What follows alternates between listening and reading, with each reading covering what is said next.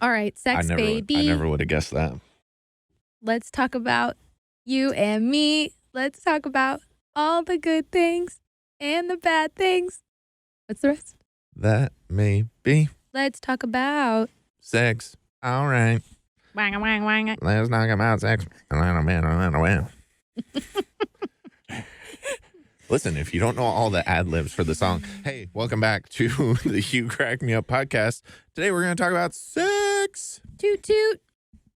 What are you tooting? Turn sex. What just happened? Oh my gosh. Okay. So as you could tell, this is sort of the vibe that we're into. So today This one would be a fun one to watch on YouTube. This is what we're going to talk about. And by the way, I told you on the last episode, so let me kick it off before we even do it. Do you have that email? Do you want to read it? the request that we got. So on the last episode, I made a joke about being sugar daddies and sugar mamas and all that stuff. And we have a website where you guys can submit requests to us for episode ideas, or for us to give you recommendations for a doc in your area or to work, whatever it is. You can submit anything through there. And we got an email. Yeah, so today we'll read you the email. Go for it. This email is fantastic. Please strap yourselves in. Hello, I know my message may be too specific, but my sister found nice man here and they married. So how about me? I am 25 years old, Natalia from Romania. I know English and German languages also, and I have specific disease named nymphomania. Who know what this is? Can understand me. Ah, yes, I cook very tasty, and I love not only cook, wink, wink. I'm real girl, not prostitute, and looking for serious and hot relationship. Find my profile here. Boom. So we're just not looking for that right now at this point in time. So we very much appreciate it. What was her name? Natalia? Natalia, we appreciate your interest. Seriously. However, we are not currently open for that sort of relationship. I'm taken by too many moms right now. I can't do it. My girl and girl days are over. So talking about sex is a very broad term. So what stuff are we going to get into today? Because I'm sure we've already got everybody's interest piqued by the fact that we're going to talk about sex. Because, we're just chiropractors. What are we going to talk about when it comes to sex? Sex is, I feel like I need to put on like an educator, like. Listen, we're still children, so we're going to. What was that show? Do you remember that show that came on late night and it was like Sex Talk with Judy or something, and she was like this old lady? Yeah, I know who you're talking about. It's Garrett, somebody. I know who you're talking about. There's been, oh my gosh, I know her name. I can't remember. I want to say Judy because she was old, and I just feel like that's like an older lady name. By the way, sorry there to are the Judys podcasts, if you're young. There are podcasts that go like way further into this to whatever extent that you would like to. But I think this is a topic that's not talked about in many different facets. It's yes. And so we're going to approach this from obviously the viewpoint perspective of health and the health of your, mostly. We like to have fun. Mostly. You crack me up. So we're going to talk about this from the viewpoint of health. And obviously sex is super Ruth. I was so close. What's her last name? It's like Westheimer. Yes. Sex with Ruth. Yes. With Ruth. And she was just like, she'd tell you what's up. Yeah. If you don't know, look her up. No filter. Anyway, so we're going to approach this topic of sex with a perspective of health because it is super important to your health and to a happy life. We were human beings designed with really specific pleasure centers, and It should be pleasurable to use those centers. And so if we are experiencing issues in this arena, whether they come from physical limitations or whether they're, more mental or conditioning that's been passed down to us, and or we're just struggling with relationships. It could be relationships with ourselves with sex, relationships with other people. All sorts of stuff can impact, a healthy sexual expression. And so 100%. And I thought it would be funny to bring this up. I can't tell you, I personally in my office, when it comes to working with migraine patients, I don't see a ton of guys, to be honest with you. That doesn't mean guys don't deal with migraines. It's like 1 in 16 guys do. first of all, it's getting them to even be willing to come in and see a doctor, which is just its own thing that you have to overcome. But with some why of are y'all the, so annoying with that? some of them, it's a good question. Again, I think it's just because we're like, I'll just figure it out myself, which I do think there's a beauty in that approach is if you're willing to actually do something and change it, that's good. But it's okay to trust a doctor because, again, this is what we talked about in the last episode. When It's more your parents have taught you efficient. things, it's like, don't trust a doctor. Don't, like, just suck it up. Rub some dirt on it, put some electrical tape on it. Like, we just have sort of been raised that way. That's how boys are treated when they grow up. Just be tough. Quit being Yeah. a wuss. Don't be a Nancy. Like, there's just all these old toxic things that come in. Boy. Yeah. Oh, my gosh. This is a sex episode. I was going to say, yes. it's more efficient to ask for directions. Sure. That's what you need. That's what you men need to think about. Okay. Again, I've got no problem doing that. I'm just like, hey, look it up. I've got zero issues with that. Or women who also don't like asking for help. Correct. We all need to be willing to do that. But I'm always fascinated when I just hear people and they're like, listen, I know I didn't bring this up, but this has been better. This has been changing. Is that normal? I'm like, it's totally normal. Here's why. We can explain it. And so that's my favorite is when a patient starts, right? And they come in for completely unrelated reasons. Of course, like we have stuff in our intake paperwork that kind of talks about sex, mostly not really. It's just kind of, it's very vague, right? But it's like if it was a big issue, some people would check it off. Most people don't, right? Because they're not going to a chiropractor to talk about sex or something. Pain during sex is pretty common to be put on an intake when a female comes in. And most of the time, a female's doing that in relation to like, maybe she has like some digestive problems or, cystitis, like bladder cystitis or some issues after having pregnancies or whatever the case. PCOS, so it's more dryness, related to that all this, sort of thing. Stuff that you're made to feel weird and guilty about of like, I think there's a lot of stigmas about that too. Like just to, pun intended, just to kind of warm up the situation and talking about sex is like, there's exactly. There's no, and I hopefully I can bring a unique male perspective to this because I'm sitting in a room. There's a couple ladies in here and me. So Sarah, who's going to be working in offices, is here. So I just want to bring. Hi. There she is. Yeah.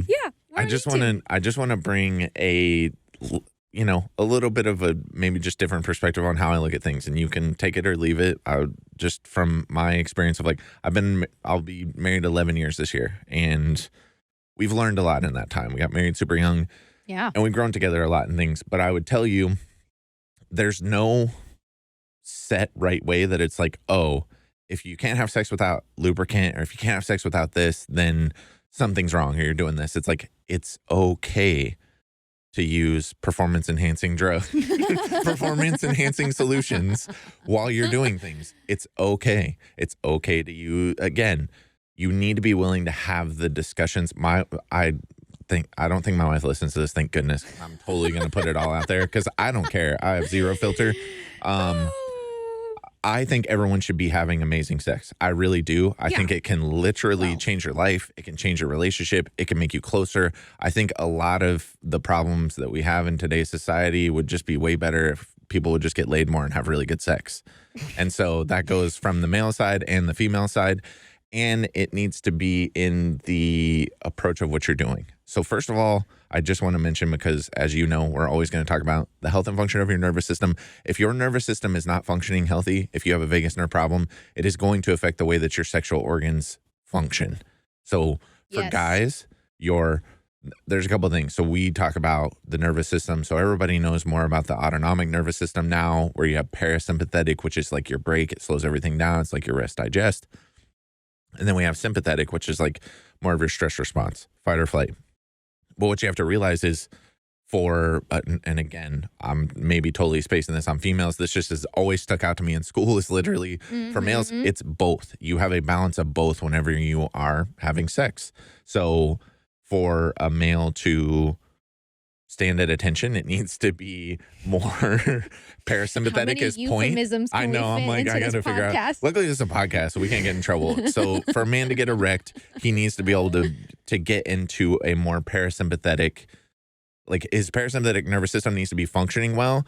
And what is the thing that most people deal with nowadays? Stress, which puts them more sympathetic. Right. Yet we have this mass of just taking Cialis and Viagra and all these dick pills to try to make sure that you can keep it up, when in all honesty, that should not be a problem. Engorged. Yes. Oh my gosh. Y'all have to watch this on YouTube so you can see Alex's face when she says these things. I feel like, because I feel like I'm going to get in trouble. I feel like somebody's right around the corner and it's like, Alex, why are you talking about that? I know. And I'm just like, hey. I'm a doctor. Yeah. This is from a doctor's perspective, not me at all. Me, we'll talk later, and then we can get into that. Well, and to like, we wonder why men have performance issues. There's a ton of stuff that goes into that. Yeah, there's a ton of stuff that goes into that. Like adding pressure from a relationship standpoint, and you're under constant pressure at work.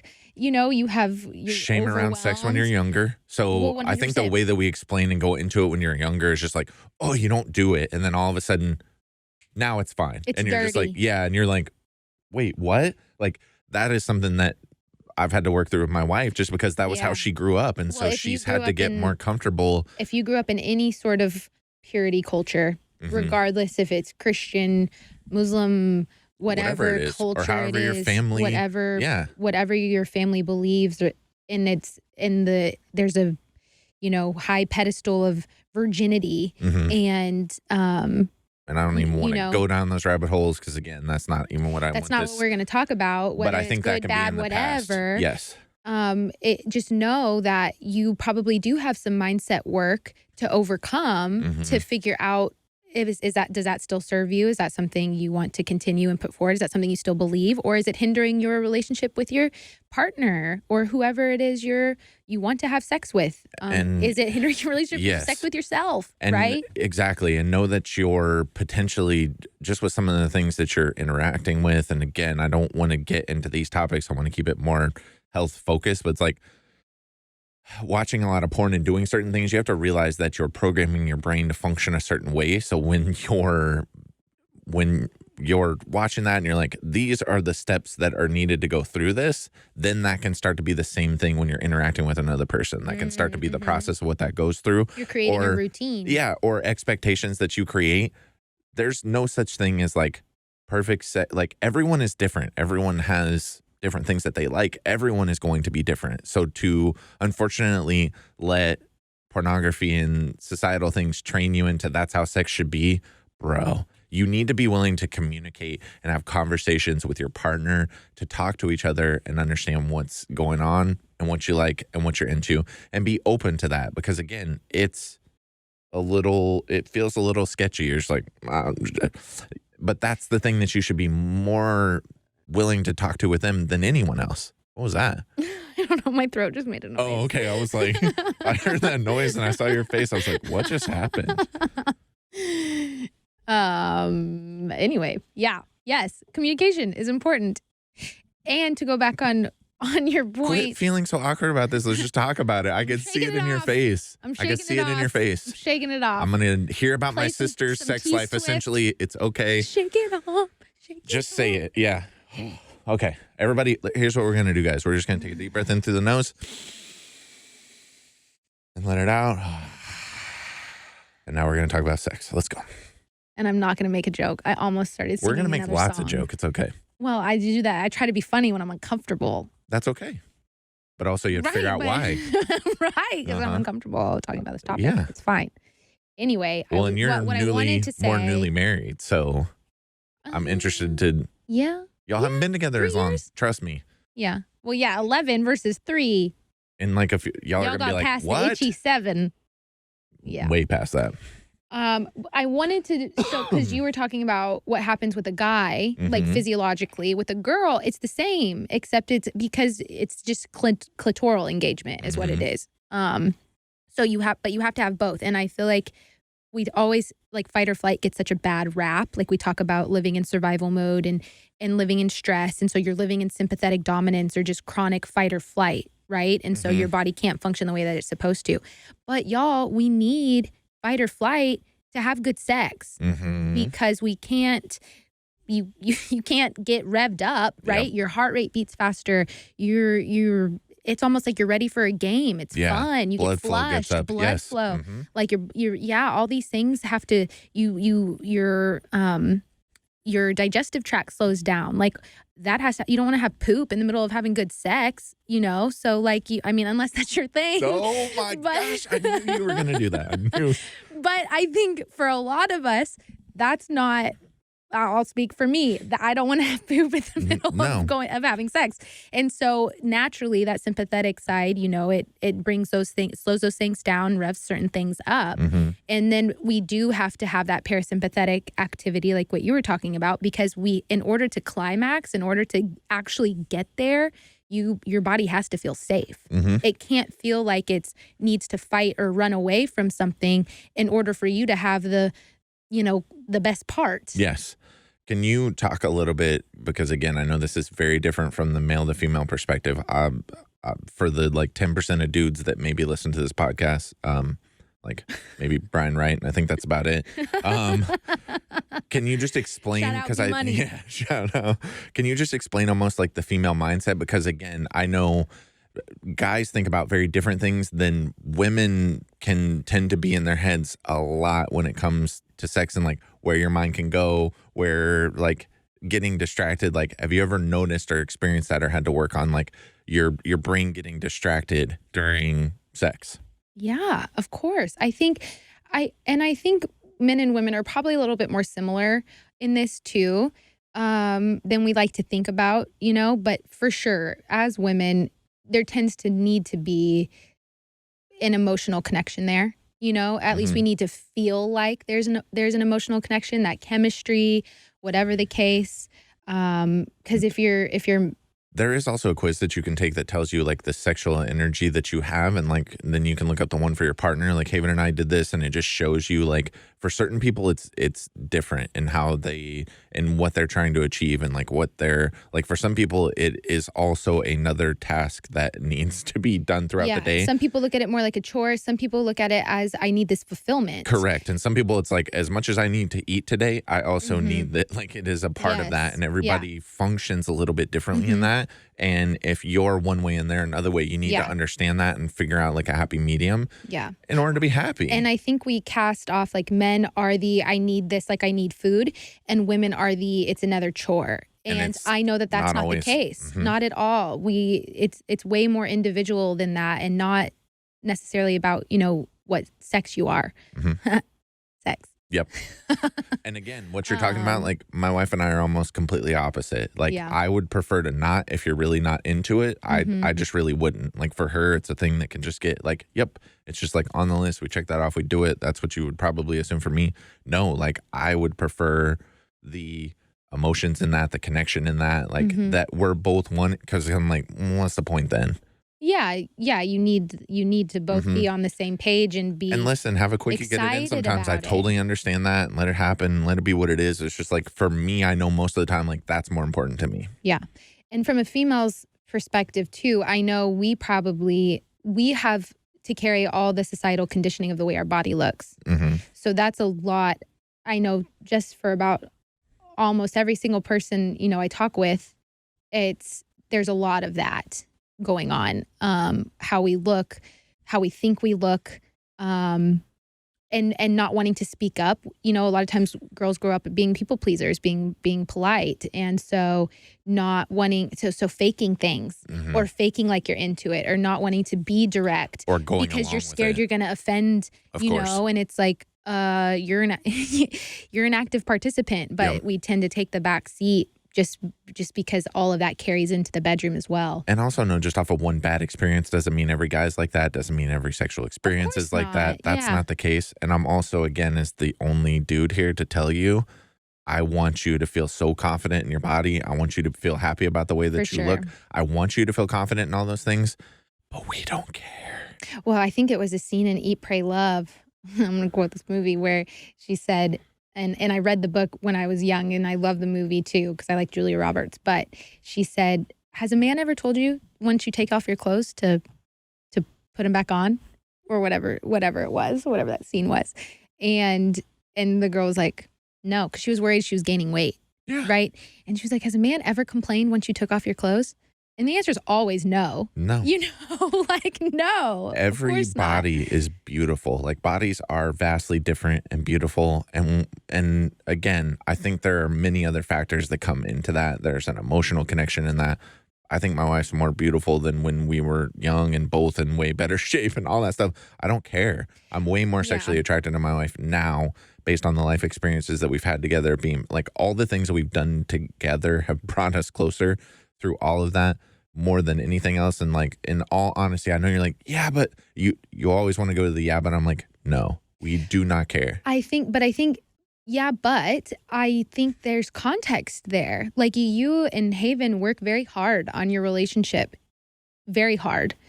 I think the divorce rate would show that people don't work that hard on keeping that spark, on keeping that chemistry of what you did look like when you were younger and maybe how you are now and your new insecurities. And I think we, like, in our country, you know, and just as people, especially in today's society, the message is like, be happy at all costs. And it completely leaves out this piece to the puzzle, which is, yes, we were designed to have sex and have pleasure, but we were also designed to be in deep relationship with somebody. Correct. And when you are committed in that deep relationship to genuinely knowing one another, you're committed to your personal growth, and then you're committed to growing together, and you change, right? So it's almost like you are with a new person. Exactly. As the years go on. Changing, growing, adapting. But you have to be committed to that process. And I think it opens the door for a lot of fun things, because when I was saying you have to put this in context, we're going to be in different seasons of our life where maybe you have more sexual partners, you're into different things, you know, and then you have a season of life where you are committed to one person. Maybe all of those things. And you have these learning lessons all throughout, and you really get to decide, you know, what works for you and what doesn't. I will say, just from my own perspective and point of view, it's more fulfilling in all my 32 years of experience now. That's a lot of experience. And it's definitely more fulfilling now with my husband, because it is a very intimate, safe, deep container where I don't get to be that way with anybody else. Exactly. Nobody else knows anything about that. Yes. Yeah. And again, there's, you know, we could touch on this from so many different angles, of pun intended. So many. When it gets uncomfortable, we just have to make a joke. Okay. See, so you just do it everybody. too. Yeah. Of Why course. do you do that? But again, I'm working on it. I'm getting ready to start working with somebody. My self-deprecating comes from a place of like, I'm protecting myself from something. 100%. That's where all self-deprecating humor comes from. We can get don't into look that at on me, a different don't look episode. at me, just laugh, No. just We think can, I'm funny. Yeah, we can get into that on a different episode. I mean, there's a reason why we called this You Crack Me Up. Yeah. I would just say it's one of those things where, you know, it's like, oh, well, it must be so nice. And I'm like, no. You don't understand the super dark times that were rough, the times where we were going through this, the time, like, it's taken a lot of work. But our situation was that no matter what, we want to do this together. Because a lot of times all it takes is like one experience, and then you sequester yourself off. And what we do, again, is we put up this armor. Like, this is a new construct that I learned at a seminar that we recently went to. This is who I'm talking about working with. His name's Brian Bogert. If you guys want to go look him up, I think he's an amazing human being. And I literally have told him, I'm like, the first time we talked on a Zoom call, I was like, we're literally going to be best friends. Like, I'm like, it's just already there. You may not feel this way. I'm like, I'm sort of looking for best friends. So, you know, a lot of mine have just sort of sequestered themselves away. And I guess that was just for that season. It's just like, hey, that's sort of what I'm looking for too. Which again, I'm super grateful that whenever we get everyone together with our docs, like I have that. But it's one of those situations where it's very easy to just look at someone else's situation and try to figure that out. But for us, we're just constantly looking and searching for that. But what you have to realize, because again, when I went through my whole anxiety, you know, attack at the beginning of the year and all that stuff happened, like that was very scary for Haven. She's just like, never seen me like that. That's never happened. And so, and even in some times that we've had fights recently, that comes up, and I'm just like, I know that. I understand why she feels that and where she's coming from. But for us, and Sarah got to see this the other day because another one of our docs, Micah, I was kind of, this is another thing that I want to do along with what we do is help people work through like the mental blocks in here and the stuff that they do to get in their way. And just like, I feel like I can be intuitive with that to kind of get some of that out. And so, Sarah got to sort of eavesdrop on that conversation and I just kind of took her through some of this. But what happens is inherently to protect ourselves, we put up this armor. And so we hold this up and it's like, and we put more layers to it. It's like leveling up in the game. It's like, now I got all this armor and I'm protected and I'm safe. But what happens is there's no vulnerability and connectedness because I have my armor up. And so all I want is the ability to be connected with someone else and to have that. And the person you're going to have that with the greatest is your spouse, hopefully. But when you start to put that up, it just creates levels of division. And I think a lot of times we have households where people are just going around like that. And it's like, emotional bumper cars, and we're just like, well, they just like bounce off of each other. And it's like, good way to describe it. Don't want to deal with that. Like literally, we're in those like soccer bubble suits, and we're just running around. And you're like, nope, I don't want you to deal with my shit. I don't want to deal with your shit. Can we just exist? And that armor, totally. That armor, the bumper cars, bubble boy, that often looks like defensiveness, not giving the benefit of the doubt. Like being critical, looking for nitpicking, nagging, like always not thinking of the best, giving the benefit of the doubt, but already forecasting in your mind conversations. And then that person, your spouse, they didn't do that, or they didn't do this, or whatever the case. And all of those things are armor. And we describe them as emotional triggers. So you described it perfectly. If there's a phrase, there's a saying that sets you off, and then it's just like, boom. A tone of voice. Maybe you're just relaxing a little bit with the armor, and as soon as you do it, you're like, I thought I could relax for a minute, and I have to bring it up because you triggered me. And what you have to realize, that came from somewhere else. A parent, a past relationship, something happened that put that on you that made you believe that, and it's like, that's not true. And one of the things that Brian talks about that is a healthy way of dealing with that, especially with your spouse, is to say, hey, the way that you just said that triggered me. Can you just say that again? Like, explain it to me because I heard it this way and that set me, and I don't want that to cause or create an issue. Like, can you explain that to me and say it again? Because again, if we will just communicate and have that conversation, then we would be more willing. The problem is all it takes is like a small wedge to start to get in there to take you apart from each other. Yeah. And then all you have to do is just let that grow and get more comfortable with that. And then it becomes a problem. I call playing bumper cars, like what you just described. When you get triggered and then you say something and it triggers them, I call that being in the circus. And I literally hear like, and we're on just like this creepy ass merry-go-round, just like snapping at each other. Right. And you're in the circus because what you end up arguing about has nothing to do. I don't even remember what I was initially upset about. You're just your biggest fights, you will never remember why they started. Circular reasoning, of just like, well, I did that because you blah blah blah. Well, I wouldn't have done that if you did this. And it's just like bleh, have you learned how you and Clay respond when it comes to that? Like, oh, absolutely. One of the healthiest things Clay and I ever did was when we moved in together. This was like we moved in. We lived with each other. Was this in California? This was in California. Yeah. We lived with each other about 3 months, and then we got engaged, and then we eloped like 2 months after that. But when we moved in together, our fights, you have face-to-face interaction with that person. Clay and I did long distance for like a year. So lots of communication. We were like, oh, we got this down. And then you move into with somebody and you share the actual intimate space. When your swords are out. Yes. And oh man, Clay and I are both, we're kind of hot-headed. And so I call it passionate. We're both passionate people. And so it's great. Especially talking about this sex episode. Passionate people are great. When you fight, congrats, Clay.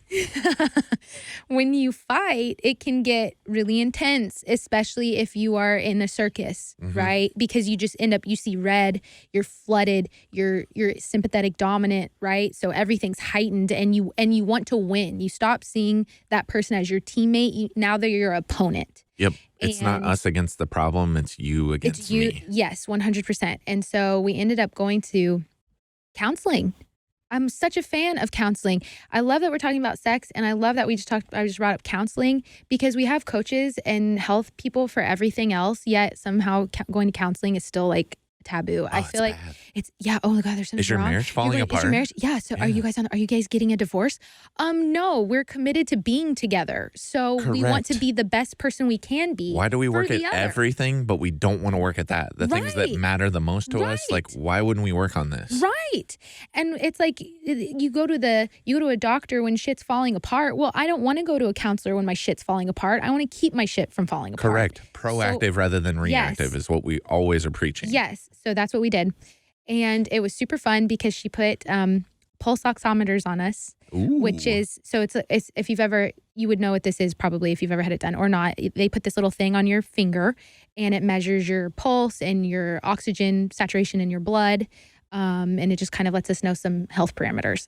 So she would put this pulse oximeter on our fingers and she would tell us to talk about a point of tension, right? Nice. And she would just watch, and it was so funny because I've been doing this nervous system work for years, right? We're going on close to a decade. And so I'm much better at keeping calm and grounded and using my words in a way to articulate what's going on in my head and what I'm feeling.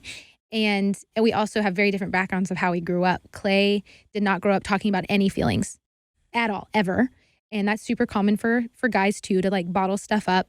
Mm-hmm. And so she used to have to get out the feelings chart because all his feelings were just angry or annoyed, like frustrated or annoyed. And those are like superficial feelings. So we would have to get out the feelings chart because then it was like, well, what's deeper? Are you embarrassed? Are you ashamed? Are you are you scared? Are you worried? Are you in fear? Like all these sorts of things to dig deeper. But anyway, so we would start talking about a point of tension. And the moment he would open his mouth, that little pulse oximeter would start going beep, beep, beep, beep, beep. And it's because his pulse was over 100 beats per minute. Mm-hmm. And that's she would how make us, your emotions and the way that you talk about things affect your physiology. Exactly. So he would get heightened, right? Flooded. His nervous system would become activated, that fight or flight part of his nervous system. And you don't think logically, by the way, when you do that. You cannot think logically. Your prefrontal cortex, which helps you think logically, is offline. You are in your amygdala and your brainstem, in your limbic system. All those are activated. And they're just emotional, like, boom. It's just like you're living out past trauma. Mm-hmm. Like you are living out however your parents talk to you. If I use the same, so what we found out too is Clay and I are very influenced by each other's tones. So if we were to deliver something in a certain tone and it sounds critical, it doesn't matter what, he could have been giving me a compliment, but if it was the wrong tone, I hear the tone. It's almost like a dog or a baby, and you hear the tone. And I think that's the tone that was used when I was in trouble when I was a kid. Yes. So I'm instantly primed to be defensive, and he's like that too. And so what she would have us do is we would have to sit there and breathe. We couldn't talk. We would sit there and breathe until his pulse went back down. Breathing to is normal very level. powerful, guys. Breathing Come on. is your vagus nerve, right? So we're activating the parasympathetic part of our nervous systems. This is why I picked this therapist, because I knew this is what she did. And I was like, hell yeah. I can already tell by all the things you're like, she put this on us. She did this. I'm like, hell yeah, let's go. Yes. And so and he listens to her more than me, right? I'm not his mommy. I'm not his therapist. And so we needed a third party to come in to help us facilitate this growth that we both needed, honestly.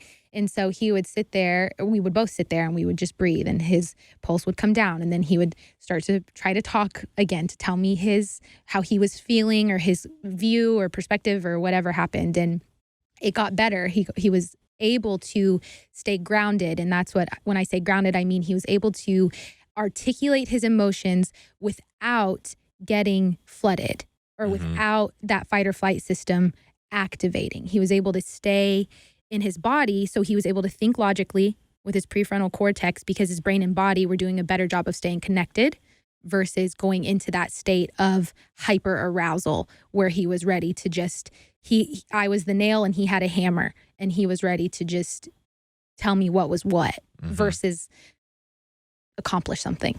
So when you two get into a fight, do you want to fix it immediately? No, he wants to fix it. He wants to fix it immediately? Yes.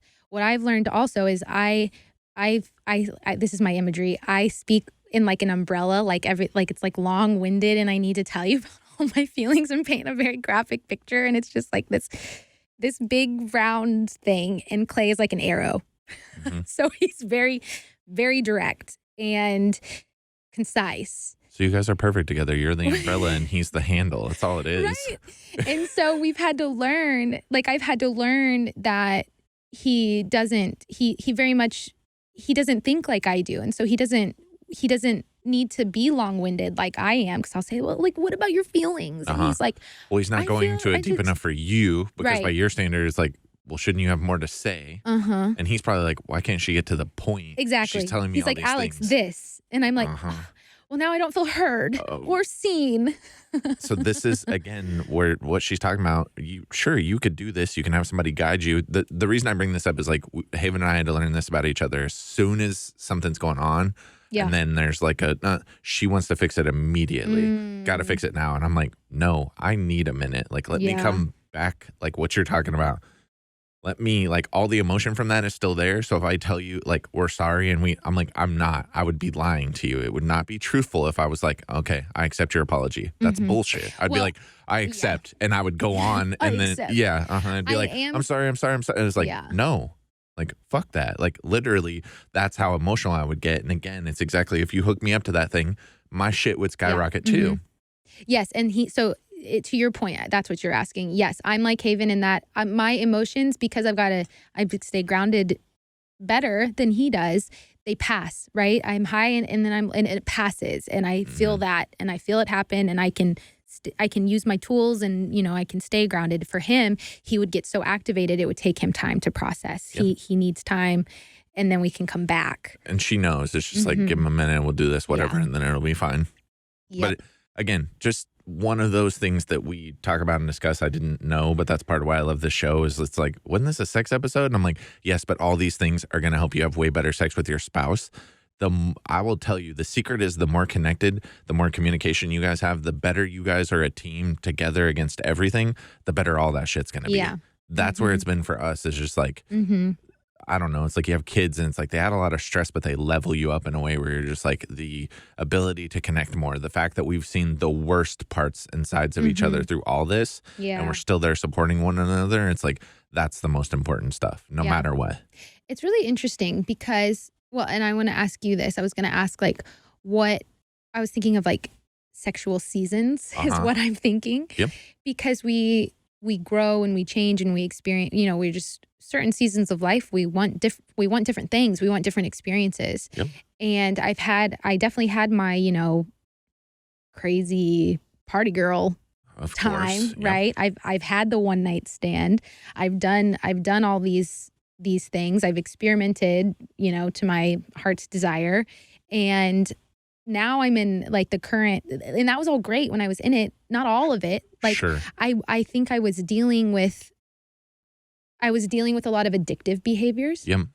My addictions weren't necessarily in, like, drugs or alcohol, but it was in getting kind of dopamine hits from being in kind of toxic relationships, toxic patterns with people, where you're addicted to the drama cycles. So being with people I knew I shouldn't be with, doing entertaining instances and things and that I knew would not benefit me in the long term, but it didn't matter because it felt good in the short outwardly term. For a situation that was you working on it. Totally. Like, I would tell you all my experiences before marrying my wife Haven it was always empty and guilty and weird immediately after anything. Yeah. And you're just like, well, this is awkward. I have never, not once, felt that way now being married because it's with my partner. Like, I don't feel any of that. That's the biggest difference that I can explain to you is, like, as younger, again, you guys have heard this. We've gone into this multiple times. You've heard me get emotional about it over and over, of me feeling worthy of being loved and loving myself. And when I was younger, that's what I was constantly searching for through physical. Through physical connection with other people. And every time it would leave me empty and more hurt. And I was basically just giving pieces and just trying to throw it out and, like, this will fix it. And that's not the case at all. It's having to understand that I am capable of that. I do love that. I again, I probably love harder than most people. I love the people around me. I will take care of the people around me. I care about my tribe and my crew more than anyone else. But I also have to be willing to give that to myself and know that I'm open to receiving that and should be receiving that as well. And I would say that is a big, massive part. And the other thing I would say is like, give yourself time in your relationship to get to know each other more and more and to get more comfortable. The more comfortable, the more vulnerable, the more you're willing to connect. Because guys never want to open up that side. Yes. Guys never want to open up that side. Bro, if you open up that side, it'll change your shit. It'll just be like, you'll be like, what the hell was I doing? And then when it starts to create this thing and you're like, I want more of that. Does more of that lead to more of this? But because like you talked about, there's seasons and there's things you just learn about each other. Like, listen, I'm going to say it. Me and my wife has been telling all of her friends, because apparently girls talk about sex way more than guys. Let's just address it. Do guys we really? Yes, girls get together and somehow that stuff will come up and you'll talk about it. Sex definitely comes up. Yes. Guys don't. For sure. That just doesn't. And again, maybe it should. And maybe that should just be a thing of so like, it's like being locker able to talk room to that. well, I think locker room talks like a lot of bravado. And I think it's different. Right? Like yeah. Guys, you need to know how. This is gonna sound cheesy as fuck. It's gonna sound so cheesy. You need to know how to make love to your spouse, and I'm not talking about the shit that you've seen on the internet or whatever it is. Sweet. You need to actually be able to connect and know what that means, and that's not about the rate of speed or intensity or any like the motion in the ocean. Yes, it needs to change. It needs to vary, and you need to listen. You need to be listening. I think if we would go into it ultimately trying to do our best to serve each other rather than take care of ourselves, it will change the kind of sex that you're having, rather than, because when I was younger, it was all about just me. And again, like I told you, that just leaves you feeling empty, versus now it's not. It's about so much more than me. And I think that changes everything. And so you need to unbrainwash yourself from like, well, that must be what girls like because that's what I see everywhere and everything that I've seen. It's like, no, dude. And again, women need to be empowered too. I think it super resonated like when you and I both, and I don't, when we say like, are you a 3, we're talking about the Enneagram. Enneagram 3, yes. Yes. So anytime we say that for future reference, we should probably do an episode on that. But Brandon and I are very similar in the types of intrinsic motivations we have and how we show up in the world, so to speak. And so that was a lot of what I dealt with too. And I think that's what a lot of women deal with, you know, and we tend the kind of the feminism and whatever the case, you know, so I can have sex like a man. I can show up this way. I can be in my full sexual expression and I'm liberated. At the same time, you have to have standards for yourself for that to come out of self-love, because if you're doing it to prove a point just that you can, I don't know if that's the right motivation, right? Just I don't know if that's going to fulfill you in the way that it would if you, yes, it may feel good short term. It may feel good in that season of life, and you may need it to get where you want to go, right? Because whatever, no regrets. And it's going to take work. It's not like, oh man, we nailed it and we've got it down. Like if I've learned anything, it's I can now look back and see how short I was selling myself. And where those behaviors were coming from. And so if I was here looking back, talking to myself, I would, and I don't know if I would listen at, you know, where I was at the time, but I would love to tell myself, where are those behaviors coming from? Like, where is that coming from? What are you trying to accomplish with that? Because those are just questions I didn't even think in my head. I was, you know, wild and free and whatever. Yeah. And there's not a problem with that. You know, and especially if you've asked the questions and that's what you want to do, great, more power to you. If you haven't asked those questions, I hope you do. Cause I think again, we're talking about health. I think those are healthy questions to ask yourself. And I wanted to say too, just talking about what you were talking about, making love to your spouse and different seasons, you know, just different sexual seasons. It is when you allow yourself to be in that vulnerable container with one person, and it is different because it's not just about you, like you said. It's not just about the other person either. It's about y'all together. And y'all, when you're making music, like you can either make noise Or you can make some effing music. Yes. And it can be really beautiful and really powerful. And once you get a taste of that, it's really hard to settle for anything else. And you shouldn't have to settle for anything else. But I think this goes back to the point that we were talking about, is like the greatest amount of vulnerability that you can have, I believe, is what's going to bring you that, because it takes forever to get comfortable in yourself around that. Do you talk? Do you not talk? Do you make noises? Do you not make noises? What do you like? Do you like, yes. And so you're like, how do I tell you? Yeah. And like the confidence to just be like, this, faster, slower, this, yes. I like just the ability to say those things, and to also just be willing to try stuff to whatever level you're comfortable with. Again, we're probably pretty vanilla compared to most people in my relationship. I wouldn't say that we're crazy. We don't have any swings. We don't have any stuff like you that. don't have like a red sex room. No, we don't have any of that. But we have been lately more open to trying a different position, trying a different location. We love the shower lately. It is the most efficient that you can make it be. Probably kill you. Probably, but she tells everyone. So okay, just, so she's fine. And again, everyone who knows us tries to picture that. They're like, wait, what? Again, for reference, I'm 6'4", she's 5'3", so you can figure it out. But again, it's one of those things where you have to be willing to have the conversation. Like, we've brought some toys in that we've decided to try out. Mostly there's one, mostly for her. You know exactly what I'm talking about. And we don't need it every time, but she likes having that. It's an I'm option. like, and I'm not offended. Again, I think guys get offended by like, well, she should need that. She should just need me. And there are times where that is absolutely the case if you're doing what you should be doing. But it's okay for that too. Well, there's states of play, right? Like things are, again, like you change. And if you're with somebody, if that's what your goal is to be with somebody, to be monogamous, you're going to change, and you have to create states of play. And it should be fun. Sometimes it should be fun. It should be silly. There are times where we are laughing, you know, because it's fun and it's goofy and it's silly. It really is. And there are times when it's really, really hot and I feel like I'm in a movie, you know, and there are times where it's just like. Sometimes you're feeling yourself, okay? Yeah, right? And you're just like, what did we just do? Again, anytime we've made a baby, we call. They were like, if that didn't make a baby, I don't know what did. Well, and I was gonna say, I did want to say this one thing too. Like, if you sometimes talking about different seasons, I guess this is my thing for this episode. I don't know. Like right now, sex is scheduled. Like, and that may seem like a super unsexy thing, and it is. But like our past episodes, we're talking about doing. A lot of times it's the unsexy things that create health. Doing that's the ugly truth. We have a new baby.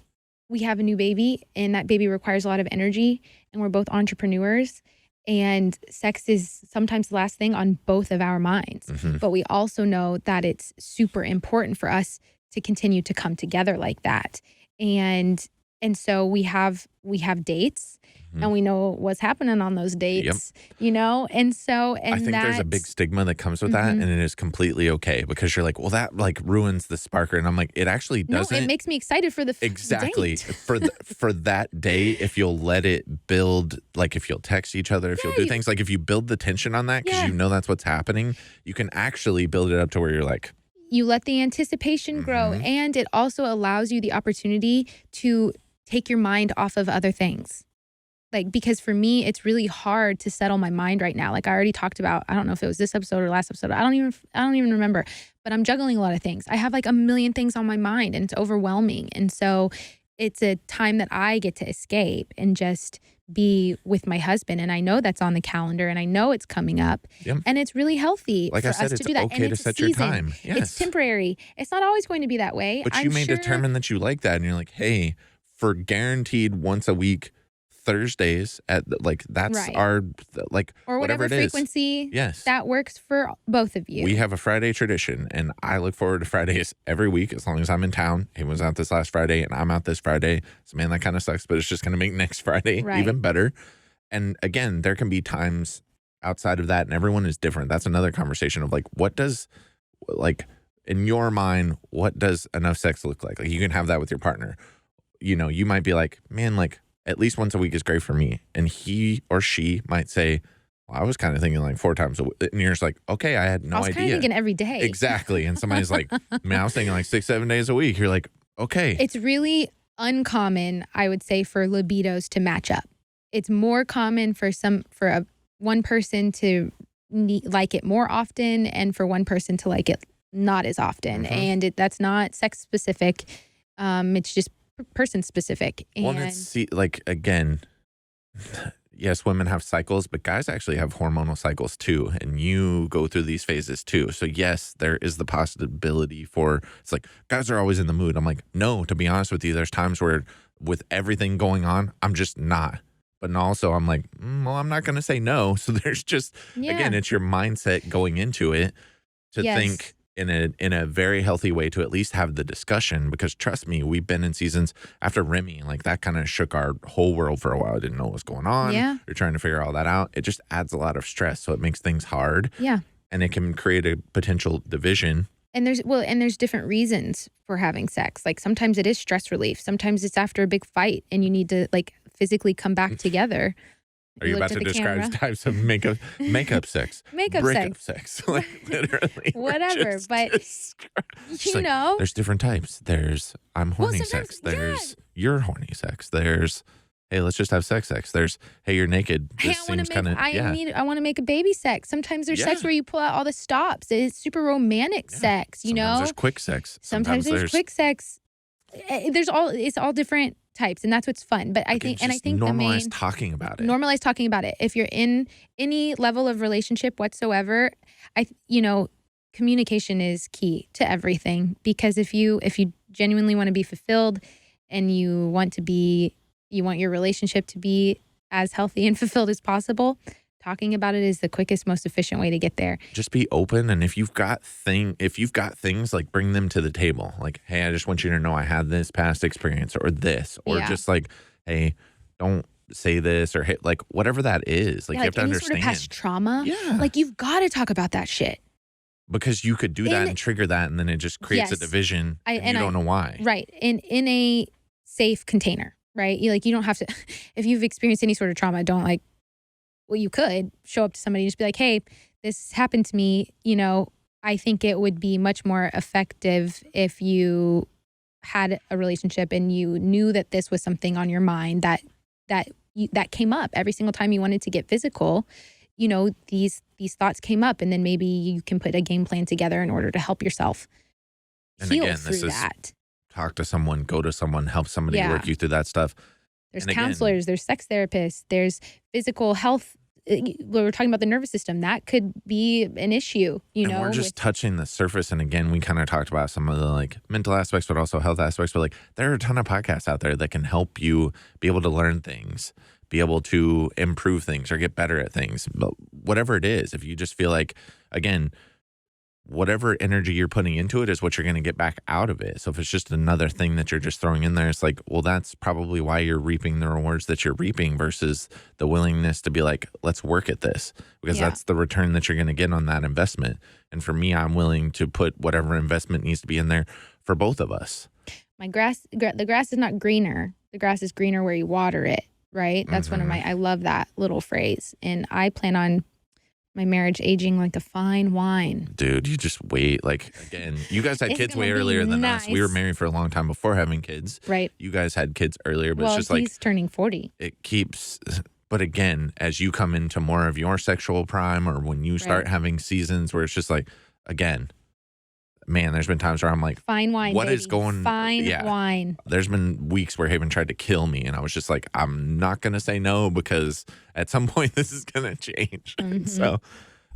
please do not share, nor tag, nor do anything about this episode with my wife. She would be humiliated that I shared all this stuff. But she shares it with her friends, and you guys are all my friends, so I get to share it with you too. Oh, man. Yeah, use that one on her if she hears this. Again, I just want to try to normalize that stuff. I just want to make it normal. That's fair. I just want to make it normal. I think people having better sex would, again...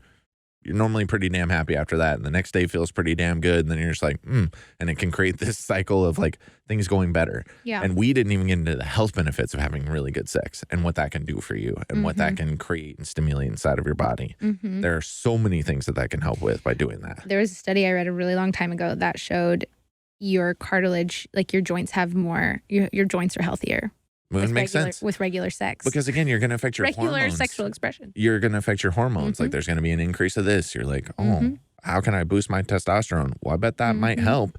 And again, if you're having that would issues, definitely help women if you're or having men. issues, we need to figure out why, and we need to get to the root of the problem. So I Right. think we kind of started that, and I want to sort of land it in that is, again, we're talking in most beneficial situations. So it's like, just be willing to work at it and to work through those things so that it can get better. Like I said, it's okay to use things. When friends of ours get married, guess what gift we give you on your wedding day? We give you lube, because everyone has a weird connotation about it. And we're like, hey, tonight, just in case, because you probably want to have fun together. But man, if you haven't, or if you've been like, just know that this is okay.